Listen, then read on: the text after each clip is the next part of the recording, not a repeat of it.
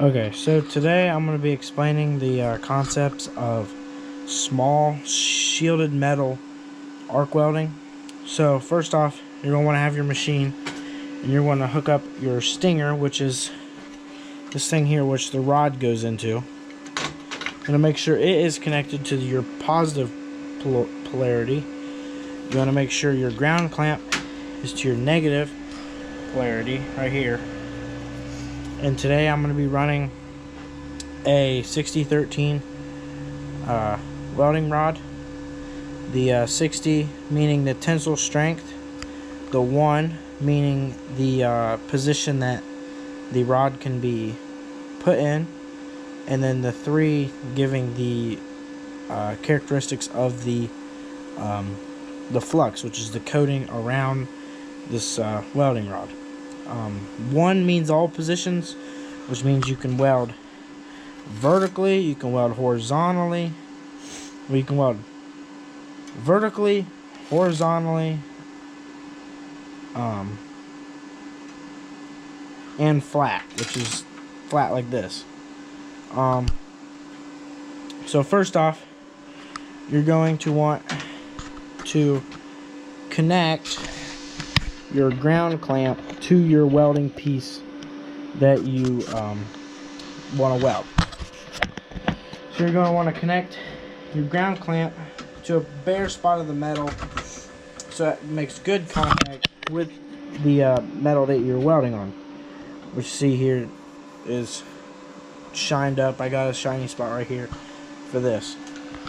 Right now I'm running 120 amp on my machine, and it is set to MMA, which is stick welding, which is a multi-purpose machine, which is it'll run MIG, TIG, and stick. So then next, you're going to want to stick your welding rod in your stinger here. Once you got this set, you're pretty much ready to weld. Make sure you have proper safety gear such as gloves, a helmet, preferably a long sleeve shirt or jacket, welding jacket preferably, but something that will protect your arms, closed toe shoes, non-flammable, and then a pair of non-flammable pair of pants. And with your welding rod, there's multiple different welding rods you can run. This one here is a 6013, which there's also a 7018, which the 70 stands for 70,000 pounds per cubic inch. With the 60, it means 60,000 pounds per cubic inch. So, with this rod, it is a not as fast cooling flux, which means you're going to be running more of a straight burn. You're not going to be wanting to do a lot of zigzagging, not a lot of alternations. You're just going to want to burn straight. When you weld, you're going to want to start here and have a slight angle on your stinger and just slowly work your way down this way, and you'll slowly burn, and it'll leave a nice bead. So let's run one right now.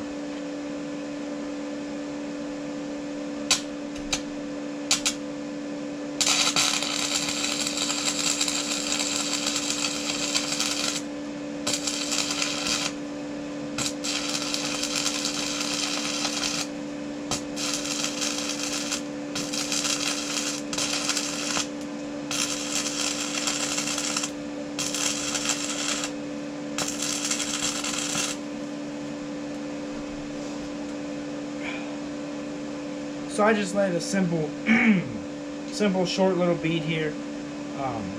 This machine I got here isn't the greatest one you could purchase on the market, but you can see here I laid a pretty nice bead, which this hard stuff on the top is your flux, which you're going to want to get yourself a chipping hammer like so, and you just want to tap that and knock this flux right off the outside. Just like that, and it'll leave a nice weld there that you've got. which doesn't look bad. You can also get yourself a wire brush, like so, and take this and just brush it off. And you just want to brush this off real simply. You just take it, you run the brush on it, brushes off any excess slag you may have left, and so forth. You can also weld, instead of holding the rod while you burn it, you can also steady your arm and hand and burn it as such.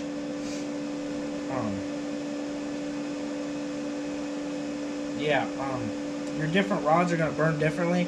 If you have such as a 6010 or 6011, it's going to burn a lot hotter. It's going to burn a lot more violent. It's going to be a faster cooling flux. It's going to be a more rod that you're going to burn a lot more alternations, and you're going to move that rod when you're going to have like a zigzag with it, or you're going to have a oval. But with this rod, you're just going to burn it straight through.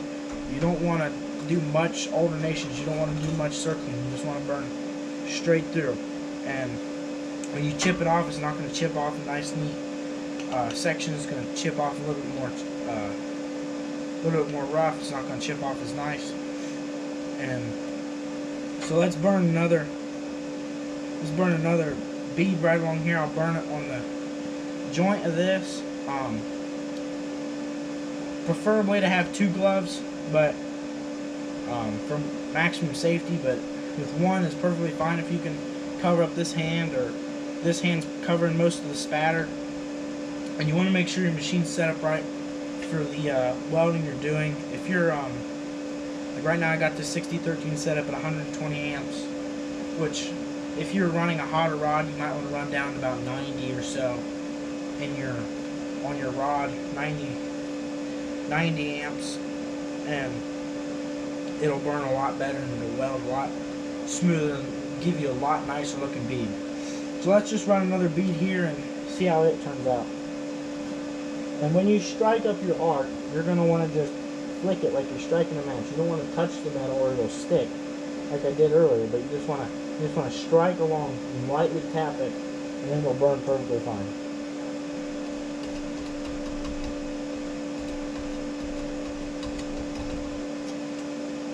So maybe my ground's not great right now because it's not the greatest ground spot. But if your ground's not great, you just grab out a grinder as such, and you just grind down yourself a spot.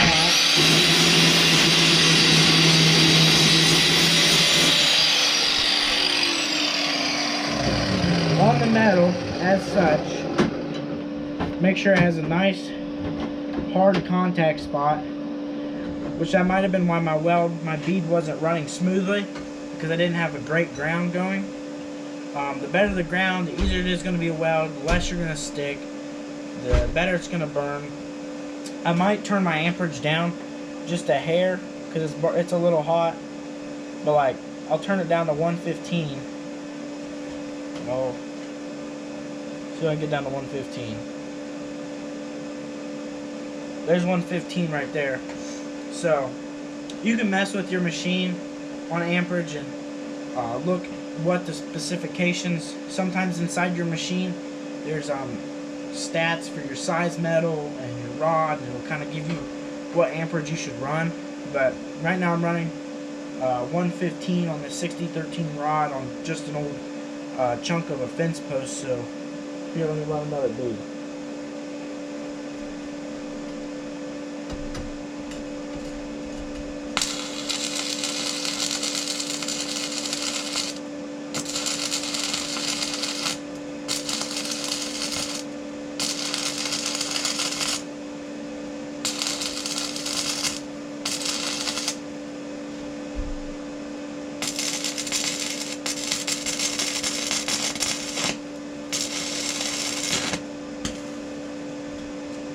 See right there, I burned it a little too hot in one spot.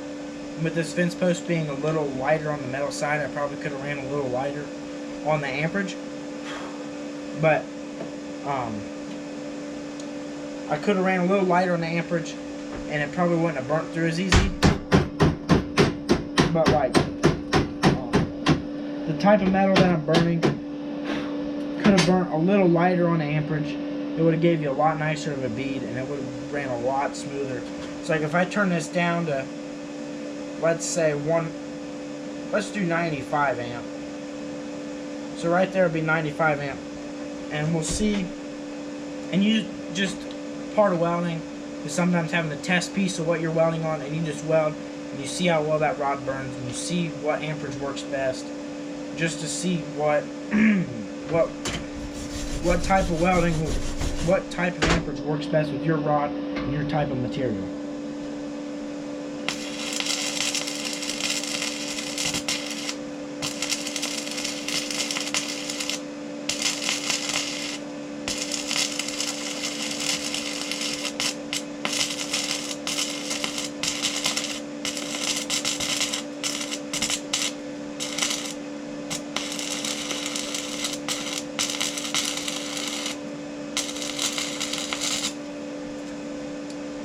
And you're not going to get good at this overnight. I mean, it's going to take practice. It's going to be lots of time that you got to put in your shop with your welder. Get to know your welder. Get to really get a feel for stick welding, because it's not an easy task, and it's going to be a lot harder than you think. You can't just jump out there and keep throwing down great welds. If you're looking for a more simpler machine, then you're going to do a lot of small things with. Maybe stick welding isn't for you, but if you're going for more of a hardcore weld that needs to stand up to a lot of strength, stick welding is probably the way to go. And it's a lot stronger of a weld.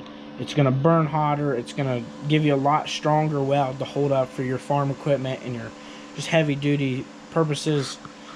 But if you're going to do a lot of light metal, I would suggest using a MIG welder or a flux core welder. That is a lot easier to weld with. There's not the strike up process. You just have to click the trigger and it burns.